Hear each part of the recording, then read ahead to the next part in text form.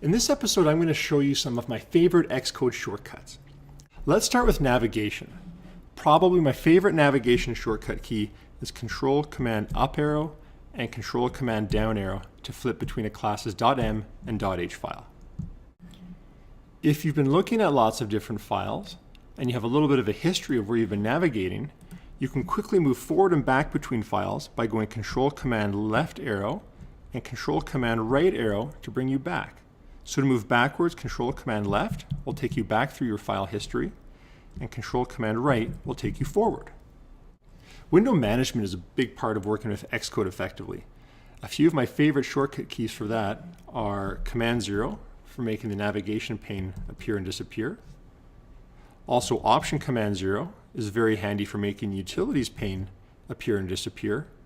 And Shift Command Y is also great for making the debug area appear and disappear. Those are the same as clicking these various view configurations up top here. A lot of the Xcode and Mac commands are based on Emacs. So a lot of your Emacs shortcuts are also going to work in Xcode. For instance, I could go to the beginning of a line with Control A. I could go to the end of a line with Control E. I could delete individual characters with Control D. And there's just most of your common Emacs commands are going to be there. You can also comment out a line by going Command/. That's a very handy one also. Searching is also a big part of working really well with Xcode. For instance, if I wanted to do a project-wide search to see if I could find something anywhere within my project, you can go Shift-Command F to bring up the project-wide search window, and then whatever word you type in here and press return, it will show you every instance of where that variable or method name occurs within your project, broken down by class. You can also do file-based search by going Command F within a given file and typing in your word at the top here.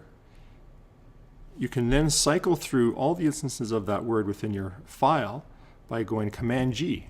Very quick way of just moving through your files like this. An even faster way of doing that is highlighting a word, going Command E and then Command G. That's just like a very quick find. Lets you very quickly scan a file looking for all instances of that variable. Now, of course, you don't have to work within one single tab within Xcode. In fact, multiple tabs are a great way to break things up. To create a new tab in Xcode, go Command T. You can then quickly open a file by using Quick Open or Open Quickly, which is Shift-Command O, and then type in the name of the file you're looking for. It'll autocomplete, and then you can open up your new file. Now there's a few fancy things you can do with Open Quickly. For instance, we could go Open Quickly and then open up a new class within the Assistant Editor by going Option Return.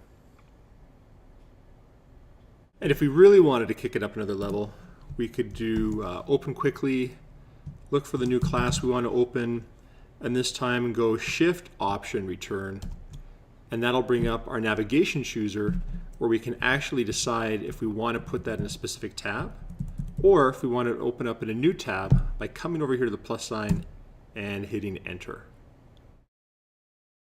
Of course, once you get a lot of tabs open, you need to navigate quickly between them.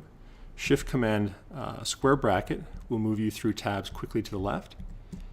Likewise, you can move back to the right by going Shift-Command right square bracket, and that'll move the tabs to the right.